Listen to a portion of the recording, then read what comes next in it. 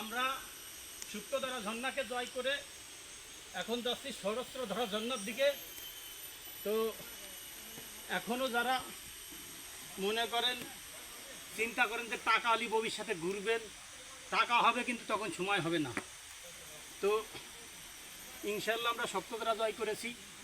সীতাকুণ্ডু পার শেষ করে চন্দ্রনাথ শেষ করে এখন আমরা সহস্রধারা ঝর্ণার দিকে যাচ্ছি। তো আপনারা সবাই বলবেন। আসলে দেখতে পাচ্ছেন এখানে কী উৎসব, নামা ওঠাটা খুব একটু সমস্যা। ভরপুর এনার্জি না থাকলে আমার মতো যারা খাটনির কাজ করেন না, অলস বসে খান, তাদের জন্য আসলে এগুলো না। আমার ভাডি এখনও তার ফুল এনার্জির ডিব্বা, আর আমার অবস্থা মনে করেন কোনো মতে জীবন যায় আসে।